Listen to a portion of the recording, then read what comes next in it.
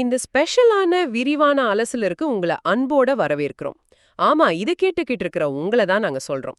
நீங்க அனுப்பி வச்ச தரவுகளை வச்சு இன்னைக்கு நாம பிரபஞ்சத்தோட மிகப்பெரிய ரகசியங்களை நோக்கி ஒரு பயணம் போக போறோம்.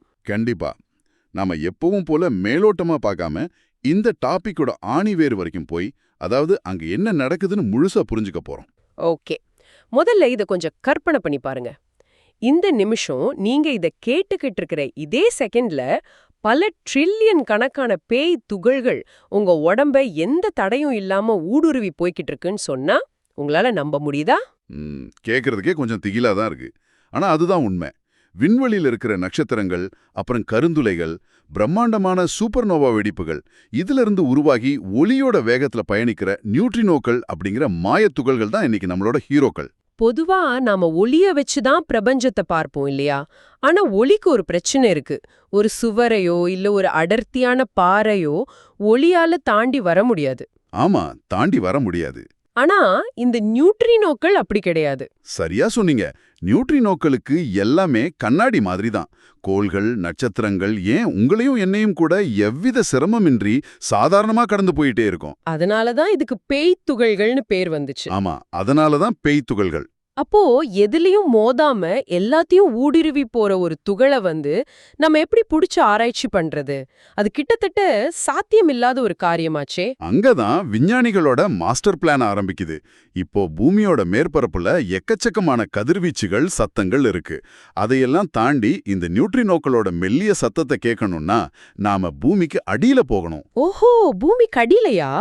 ஆமா, அதனாலதான் பல 1000 அடி ஆழத்துல இருக்கிற சுரங்கங்கள்லயும் தென்துருவத்துல இருக்கிற பனிப்பாறைகளுக்கு அடியிலையும் பிரம்மாண்டமான ரகசிய தொலைநோக்கிகள் அமைச்சிருக்காங்க.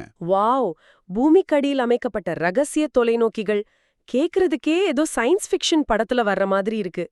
ஆனா இந்த நியூட்ரினோக்களோட கதை இன்னைக்கு நேத்து ஆரம்பிச்சதில்ல. கண்டிப்பா இல்ல.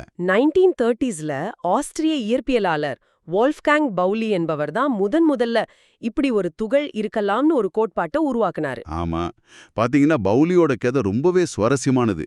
ஒரு சமன்பாட்டை சரி பண்றதுக்காக கண்ணுக்கே தெரியாத ஒரு துகள் அங்க இருக்கணும்னு அவர் ஒரு யூகத்துல தான் சொன்னாரு. ஆனா அது அவர் எப்படி கண்டுபிடிச்சாரு அப்படிங்கறது தான் இங்க ஹைலைட்.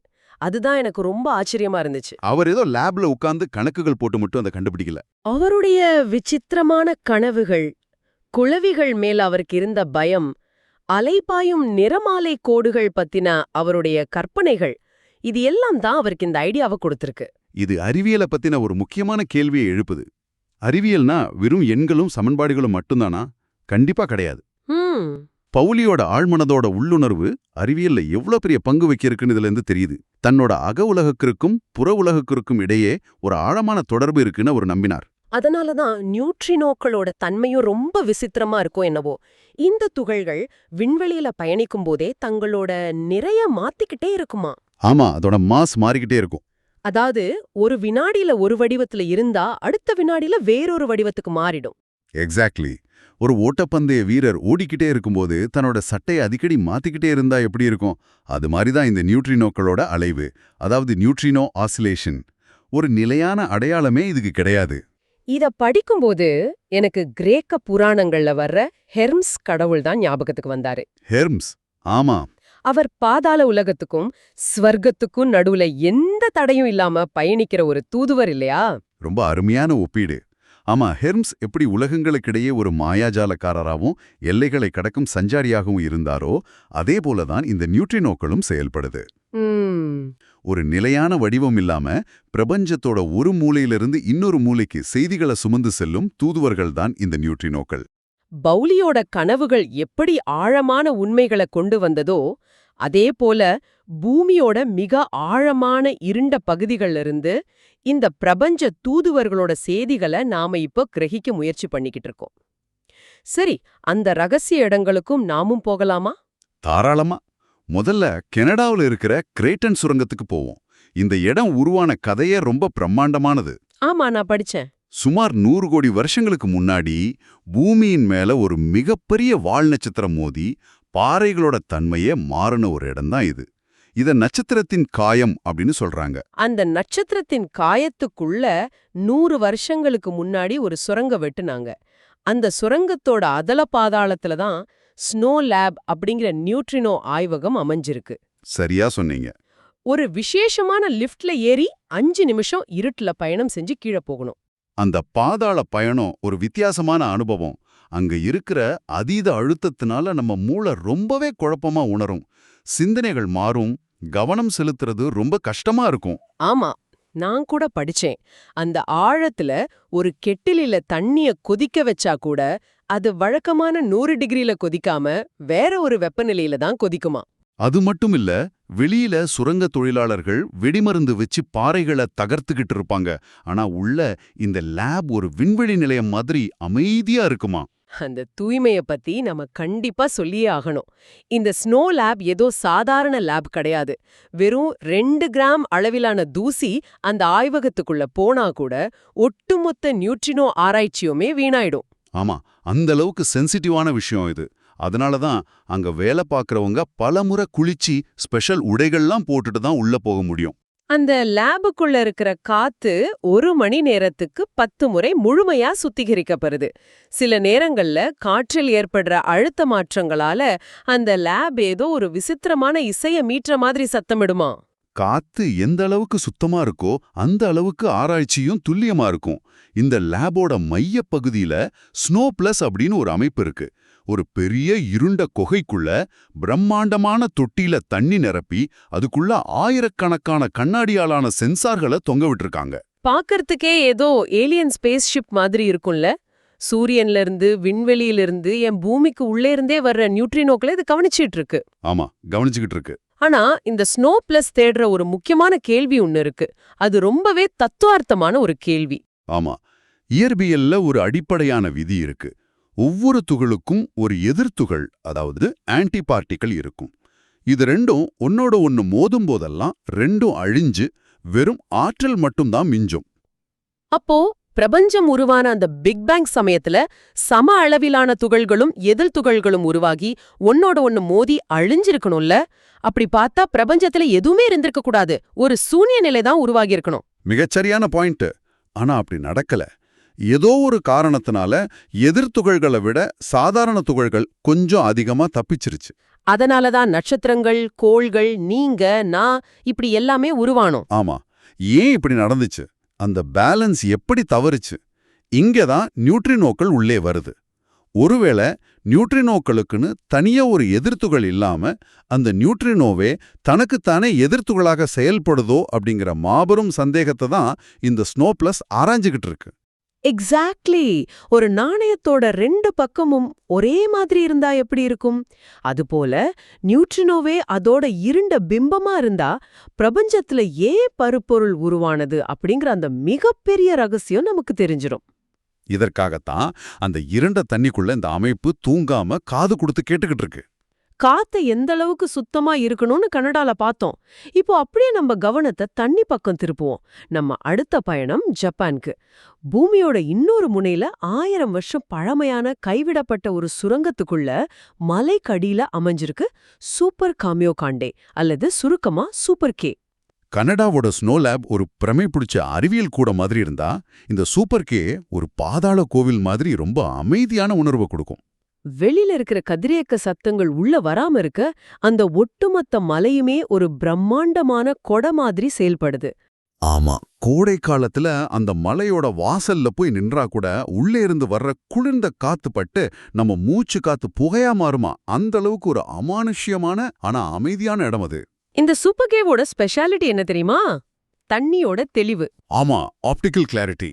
இந்த மலையோட பாறைகள்ல இருந்து கசியும் பனிநீரை தான் அவங்க பயன்படுத்துறாங்க. ஆனா அந்த தண்ணிய சாதாரணமா வடிகட்டுறதில்ல.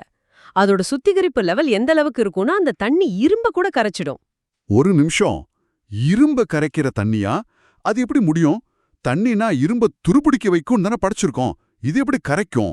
அது ரொம்ப சிம்பிள். பொதுவா தண்ணில நிறைய தாதுக்கள், மினரல்ஸ், அயனிகள் இருக்கும். ஆனா சூப்பர் கேவ்ல அந்த தண்ணில இருக்கிற எல்லா மினரல்ஸையும் உருவி அதை 100% அதீத தூய்மையான நீரா மாத்திடுறாங்க. ஓஹோ! இப்படி ஒண்ணுமே இல்லாத ஒரு சூன்ய நிலைக்கு தள்ளப்பட்ட தண்ணி ஒரு பசியோட இருக்கிற மிருகம் மாதிரி ஆகிடும். வாவ், பசியோட இருக்கிற தண்ணியா? ஆமா, அது எப்போ ஏதாவது மினரல்ஸ் கிடைக்கும், எதை கரைச்சு தனக்குள்ள இழுத்துக்கலான்னு ரொம்ப ஆக்ரோஷமா இருக்கும். அதனால தான் அங்க வேலை பார்க்குற விஞ்ஞானிகளோட முடி இல்ல அவங்க பயன்படுத்துற இரும்பு கருவிகள் அந்த தண்ணியில விழுந்தா அந்த பசியான தண்ணி அதை அப்படியே கரைச்சு சாப்பிட்டுடும். கேட்கறதுக்கே ரொம்ப ஆச்சரியமா இருக்கு. இப்படிப்பட்ட ஒரு கொடூரமான ஆனா அதீத தூய்மையான தண்ணிக்குள்ள நடக்கிற நியூட்ரினோக்களோட மெல்லிய நடனத்தை தான் அவங்க கவனிச்சிட்டு இருக்காங்க. இந்த நியூட்ரினோக்கள் தங்கள் அடையாளத்தை மாத்திக்கிட்டே இருக்குன்னு நாம முன்னாடி பேசணும்ல, அதை நிரூபிச்சதே இந்த சூப்பர் கே தான். அது மட்டும் இல்ல, விண்வெளியில எங்காவது ஒரு சூப்பர் நோவா வெடிச்சா அதோட ஒளி பூமியை வந்தடையறதுக்கு பல மணி நேரங்களுக்கு முன்னாடியே இந்த சூப்பர் கே டிடெக்டர் நமக்கு முன்கூட்டியே அலர்ட் கொடுத்துரும். ஏன்னா ஒலிக்கு முன்னாடியே நியூட்ரினோக்கள் பூமியை வந்து அடைஞ்சிடும். இதற்காக இந்த பிரம்மாண்டமான தண்ணி தொட்டிய 10 வருஷங்களுக்கும் மேலா இருட்டிலேயே மூடி வச்சிருக்காங்க. ஒரு சின்ன வெளிச்சம் கூட உள்ள போக முடியாது. வெளியே நாம வருஷங்களை கடந்து வாழ்ந்துகிட்டு இருக்கோம், ஆனா உள்ள நடக்கிற நிகழ்வுகள் ஒரு வினாடியோட மிகச் சிறிய துளில நடந்து முடிஞ்சிடுது. நட்சத்திரங்களோட அந்த கடைசி மரண ஓலத்தை கேட்கறதுக்காக 10 வருஷங்களுக்கும் மேலா ஒரு முனிவர் மாதிரி தியானத்துல காத்துக்கிட்டு இருக்கு இந்த சூப்பர் கே. சரி, பாதாள குகைகளிலிருந்து இப்ப நம்ம உறைபனி தேசத்துக்கு போவோம். நம்ம அடுத்த ஸ்டாப் பூமியோட தென் துருவத்துல இருக்கிற அமுண்ட்சன் ஸ்காட் நிலையம். இது உலகத்திலே ரொம்ப தனிமைப்படுத்தப்பட்ட ஒரு இடம். வருஷத்துல 6 மாசம் முழு பகல், அடுத்த 6 மாசம் முழு இருள் சூழ்ந்த இரவு. வெப்பநிலை -50°C. இந்த உறைபனிக்கு நடுவுல தான் ஐஸ் கியூப் அப்படிங்கிற உலகின் மிகப்பெரிய நியூட்ரினோ டிடெக்டர் அமைஞ்சிருக்கு. கனடா, ஜப்பான் மாதிரிலாம் இங்க வேலை முடிஞ்சதும் வீட்டுக்கு போயிட முடியாது. பனிக்காலத்துல இந்த ஒட்டுமொட்ட பிரம்மாண்டமான லேம்ப பாத்துக்க வெறும் 2 பேர் தான் அங்க தங்கியிருப்பாங்க. பல மாசங்கள் முழு இருட்டுல வெளியுலக தொடர்பே இல்லாம அந்த 2 பேர் மட்டும் வாழறது அவங்க மனநிலையை எந்த அளவுக்கு பாதிக்கும்னு நினைச்சு பாருங்க. ரொம்பவே கஷ்டமான ஒரு வாழ்க்கை தான் அது. ஆனா அவங்க பாத்துக்கிற அந்த ஐஸ் கியூப் அமைப்பு ரொம்ப பிரம்மாண்டமானது. முழுசா ஒரு கிலோமீட்டர் அளவுள்ள ஒரு டிடெக்டர் இது. தனியா ஒரு கட்டடமோ தொட்டியோ கட்டாம அந்த பனிப்பாறையே ஒரு பிரம்மாண்டமான தொலைநோக்கியா மாத்திட்டாங்க. ஆமா, 1,00,000 வருஷம் பழமையான அந்த பனிப்பாறைக்குள்ள சுடுதண்ணியை பயன்படுத்தி 2 கிலோமீட்டர் ஆழத்துக்கு ஓட்ட போட்டு 5000க்கும் மேற்பட்ட பந்து மாதிரி இருக்கிற சென்சார்களை உள்ள புதைச்சிருக்காங்க. இந்த சென்சார்களுக்கு அவங்க வச்சிருக்கிற பேரை கேட்டா நீங்க சிரிச்சிடுவீங்க. ஆமா, சாதாரணமா சயின்ஸ் பேர்லாம் வைக்காம பாஸ்தா வகைகள், விசித்திரமான பயங்கள், ஏன் சில மப்பெட் கேரக்டர்களோட பெயர்கள் கூட வச்சிருக்காங்க. ஒரு நிமிஷம். அப்போ ஐஸ்குள்ள 2 கிலோமீட்டர் ஆழத்துல கெர்மிட் தி ஃப்ராக் பேர்ல ஒரு காஸ்மிக் சென்சார் இருக்கா என்ன? கண்டிப்பா. அந்த சென்சார்களை பனிக்குள்ளிக்குள்ள இறக்குற நிகழ்வே பார்க்கறதுக்கு ஒரு பிறப்பு மற்றும் இறப்பு சடங்கு மாதிரி இருக்கும். ஒவ்வொரு சென்சாருக்கும் ஒரு பேர் வைப்பாங்க, ஒரு தொப்புள் கொடி மாதிரி கேபிளோட இணைப்பாங்க. அதுக்கப்புறம் 1,00,000 வருஷம் பழமையான அந்த இருண்ட பனிக்குழிக்குள்ள அது நிரந்தரமா சமாதியாக்கப்படும். அந்த பனி உறைஞ்சதுக்கு அப்புறம் அதை வெளியே எடுக்கவே முடியாது. அதை உருவாக்குன விஞ்ஞானிகள் இறந்த பின்பும் பல தலைமுறைகள் தாண்டியும் அந்த சென்சார்கள் விண்வெளியின் சத்தத்தை கேட்டு பூமிக்கு செய்திகளை அனுப்பிக்கிட்டே இருக்கும். ஆனா அங்க அவங்க எதை தேடிக்கிட்டு இருக்கிறாங்க? NGC 1068 அப்படின்னு ஒரு சுழல் விண்மீன் திரள் இருக்கு. அதோட மையத்துல ரொம்ப பிரம்மாண்டமான ஒரு கருந்துளை வாயுக்களாலும் தூசிகளாலும் மூடப்பட்டு மறைஞ்சிருக்கு. அகச்சிவப்பு கதிர்கள், எக்ஸ்ரே அப்படின்னு ஒளிய வச்சு என்னதான் ட்ரை பண்ணாலும் அந்த இருண்ட கருந்துளைய நம்மால பார்க்க முடியாது. ஆனா ஒளிய தடுத்து நிறுத்துற அந்த தூசியால நியூட்ரினோக்களை தடுக்க முடியாதுல்ல.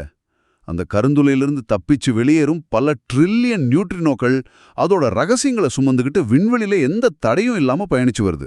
இதுல என்ன சிலர்க்க வச்ச விஷயம் என்னன்னா, அந்த கருந்துளையிலிருந்து வர்ற நியூட்ரினோக்கள் பூமியை வந்தடைய 47 மில்லியன் வருஷங்கள், அதாவது 4,70,00,000 வருஷங்கள் தொடர்ந்து ஒளியின் வேகத்துல பயணம் செஞ்சிருக்கு.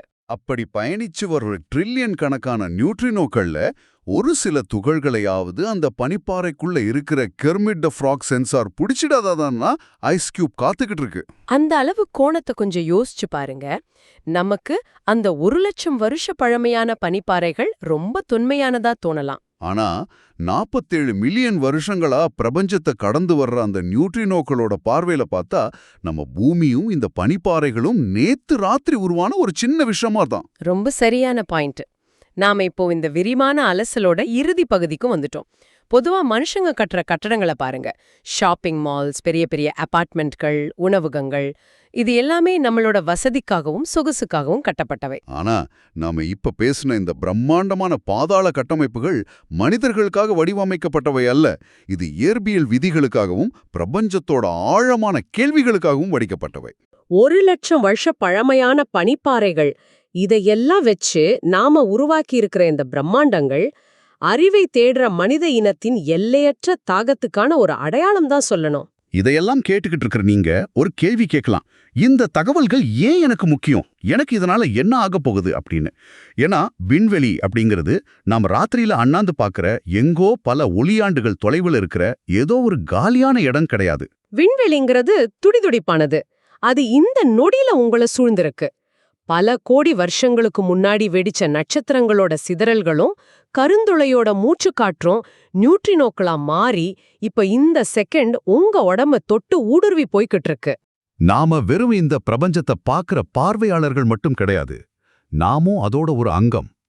பிரபஞ்சத்தோட மிகப்பெரிய நிகழ்வுகள் எல்லாமே நம்ம உடம்புக்குள்ளேயும் ஒவ்வொரு நிமிஷமும் நடந்துகிட்டு தான் இருக்கு. ரொம்ப ஆழமான ஒரு சிந்தனை.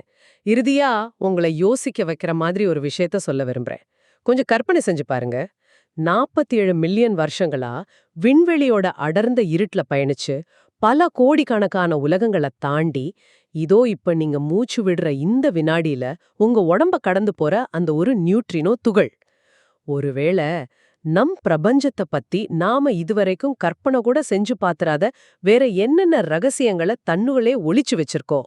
ஒளி நமக்கு காட்ட மறுத்த இந்த பிரபஞ்சத்துல இன்னும் எத்தனை பரிமாணங்கள் இருக்கோ, அந்த புதிய உலகங்களுக்கான சாவிய இந்த பேய் துகள்கள் நாளைக்கு நமக்கு கொடுக்கலாம். கண்டிப்பா. அந்த கண்ணுக்கு தெரியாத தூதுவர்கள் நாளைக்கு எந்த புதிய கதையை நமக்கு சொல்ல போறாங்க அப்படிங்கிற இந்த கேள்வியோட இன்னைக்கு உங்ககிட்ட இருந்து நாங்க விடை பெறுகிறோம். இன்னைக்கு ராத்திரி நீங்க தூங்க போறதுக்கு முன்னாடி உங்க உடம்ப கடந்து போற அந்த மாயத் துகள்களை பத்தி ஒரு நிமிஷம் நினைச்சு பாருங்க. மீண்டும் ஒரு சுவாரஸ்யமான ஆழமான தேடல்ல சந்திப்போம்.